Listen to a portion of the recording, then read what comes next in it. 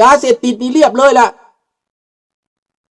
จัดการโต๊ะกันใหญ่โต๊ะกันใหญ่ส่งยาคือใครคือรัฐบาลลาวโต๊ะการผลิตยาบ้าใหญ่มาจากไสรัฐบาลจีนจบแค่นั้นถ้าเมื่อไรยังไม่เห็นไม่มีทางแก้ปลายเหตุไปไล่ยิงตายรายวันคนตายก็เป็นคนอินโนเซนต์ก็มีไล่ยิงคนที่เสพไล่ยิงคนที่ยากจนปราบลงไปปราบทั้งบัดทั้งวันก็ไม่หมดเพราะยามาทุกวันยามันมาได้ยังไงคนมีอำนาจเอามา จบเท่านี้นะไม่อย่าพูดเยอะใครอยากบอกอยากรู้ลุงก็บอกมาแล้วต้นตอรัฐบาลจีนผลิตยาเสพติดงบประมาณมาจากจีนเขาทหารผลิตโรงงานอยู่ในโรงงานทหารอยู่ในพวกทหารในพวกว่าแดงพวกโกกั้งพวกทหารจีนนอกเครื่องแบบพ่อข้าจีนโอ้ยเนาะหยางต้อมนี่แหละรัฐบาลลาวก็เป็นตัวการพ่อข้ายาเสพติดเอาบักเจ้าเวยไปอยู่หันก็เบิ่งเอาเลยให้เบิ่งเอา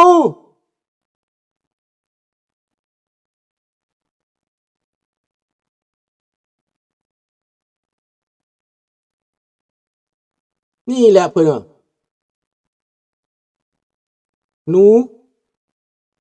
หนูคันปากเลยลุงครับ ไม่เป็นไรไม่ต้องพูดเรารู้กันดีรัฐบาลลาวมันอยู่ได้ทุกวันนี้ย้อนอำนาจเผด็จการและยาเสพติดเท่านั้นแหละแล้วเราไปร่วมมือกับเขาได้ยังไงเราคิดว่าเขาเป็นคนดีได้ยังไงคนที่คิดเพื่อความยุติธรรมเพื่อศีลธรรมเพื่อสัจธรรมเพื่อประชาธิปไตยเขาไม่ให้ความสำคัญเขาถือว่าไม่ใช่คนดีเขาถือรัฐบาลเผด็จการเป็นคนดีเอาละ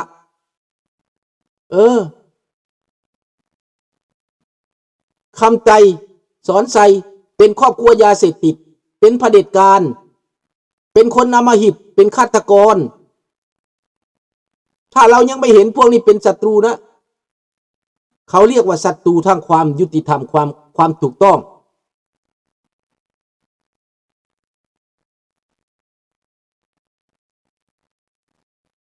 ไม่ใช่โรงงานผลิตไม่ใช่ต้องไปทำลายนะลุงจะบอกให้ไม่ต้องไปทำลายมันผลิตแล้วไม่มีคนบริโภคมันก็จบมันผ่านมาไม่ได้มันก็จบแต่เอาจริงไหมล่ะไม่ได้เอาจริงเขาเอื้อประโยชน์กันนะเอาไม่พูดละเอาไม่พูดละจบละพูดไปก็ไม่ได้มีอะไรดอกนะมันไม่ได้เปลี่ยนแปลงอะไร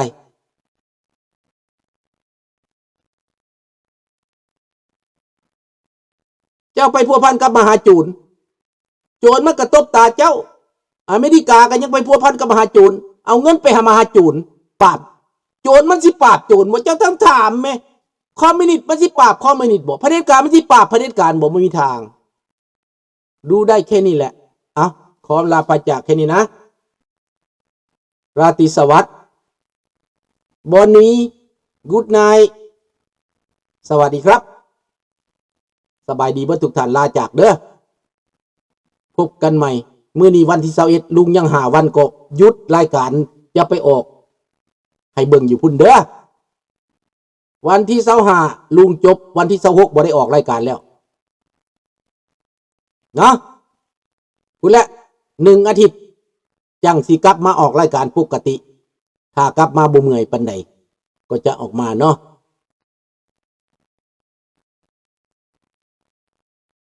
ไปหาเลาะเลยเนาะ หาเที่ยวเลยลุงไปหาเที่ยวแล้วไปพักผ่อนตักบาทกันนะ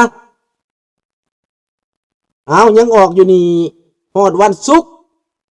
ฮอด Friday เด้อบางที Friday ก็จะไปหาซื้อเครื่องจะไปออกก็มีเนาะแต่จะพยายามให้ออกฮอด Friday เด้อครับขอบคุณมากครับ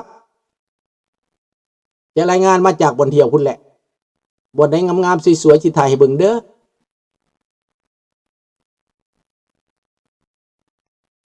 ยังบ่ไปวันศุกร์จังไปเด้อแต่บอกไว้ก่อนจะหน่อยภาษีถามหาเนาะพูดแล้วไปเที่ยวอยู่พูดแล้วทะเลพูดแล้วไปหาเลาะเที่ยวก่อนไปอาบน้ำทะเลก่อนเด้อบายบายวันศุกร์จังสิไปครับบายเด้ออย่าลุงเด้อพบกันมื้ออื่น